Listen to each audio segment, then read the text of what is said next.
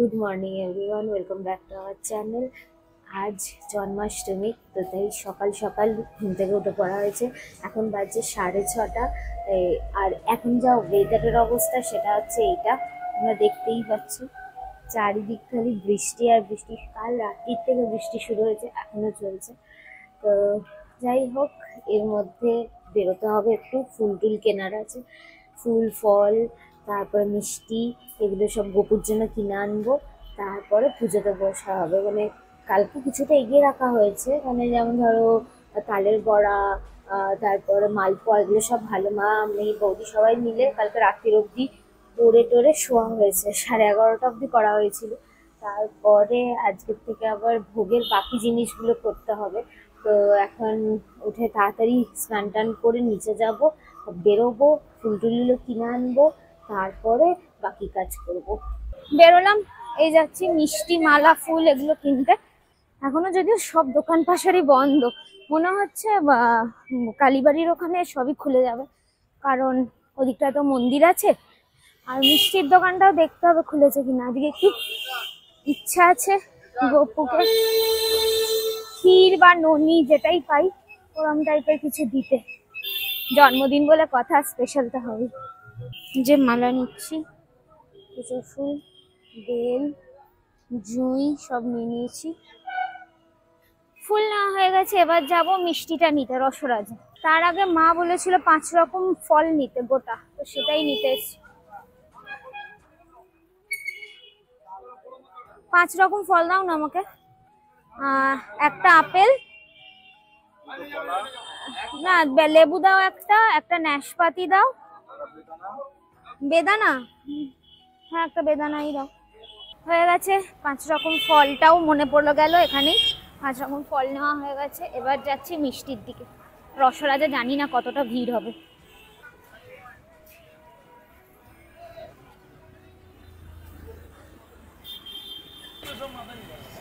ভিড় দেখো রসরাজে, বাবারে বাবা। এদিকে আমার সবকিছুই কেনা হয়ে গেছে, এবার বাড়ি ফেরার পালা। ঝিরঝির করে বৃষ্টিটা শুরু হলো বলে টোটোতে উঠলাম, না হলে ভোরবেলা হাঁটতে বেশ ভালোই লাগে। আর আজ জন্মাষ্টমী, তাই বৃষ্টি তো হবেই। মোটামুটি যা যা দরকার ছিল সবই নিয়ে নিয়েছি, এবার বাড়ি ঢুকবো। বাড়ি এসে সব জিনিসপত্র নিচে রেখে ওপরে এসে ফ্রেশ হলাম, আবার কাঁথা জামা কাপড় পরলাম, রাস্তায় বেরিয়েছিলাম তো। তারপর এখন নিচে যাচ্ছি, এখন বাজে 8:30। এবার জোরদমে রান্নাবান্না শুরু হচ্ছে। ভালো মা দেখলাম বসে পড়েছে। আমাদের তো রান্নাঘরে হবে না, মানে ওটা আলাদা, সব ওভেন আছে আলাদা, সব কিছু ঠাকুরের বাসন বাসপত্র সব আলাদা। তো সেই সব নিয়ে ভালো মা বসেছে, আমি যাচ্ছি এবার নিচে।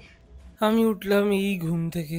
সুপর্ণা তো সকালবেলা থেকে উঠে এদিক ওদিক করছে, অলরেডি জিনিসপত্র কিনে এনেছে, এখন নিচে কাজ করা শুরু করে দিয়েছে।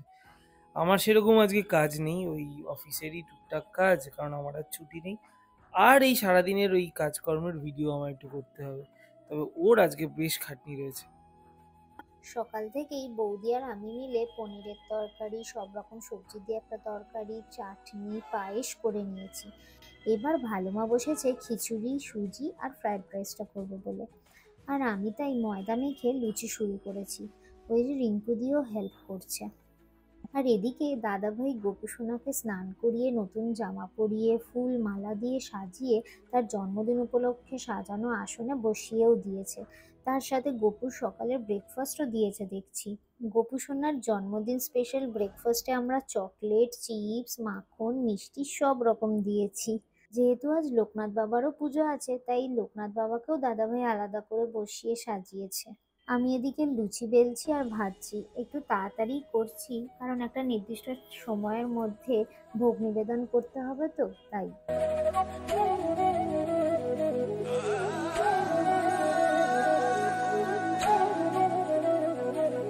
হয়ে গেছে আমাদের সব ভোগ রান্না করা। এবার ভালো মা দেখছি বড় বড় থালাতে সব রকম রান্না করা ভোগ একটু একটু করে দিয়ে ভোগের থালা সাজাচ্ছে। তাই ভালো মা ওদিকে ভোগের থালাটা সাজাচ্ছে আর আমি ঠাকুরের সামনে ধরে ধরে দিচ্ছি। তবে যেহেতু মাটিতেই দিচ্ছি, তাই নিচে একটা করে তুলসী পাতা দিচ্ছি আর তার উপরেই থালাটা রাখছি। তারপর ভোগের থালাতেও একটুখানি তুলসী পাতা দিয়ে দিচ্ছি। লোকনাথ বাবার পুজোও হচ্ছে, তাই জন্য এক থালা অমৃতিও দিয়েছি। মায়ের কাছে শুনেছি লোকনাথ বাবাকে মিছরি আর অমৃতি দিয়েই পুজো করতে হয়।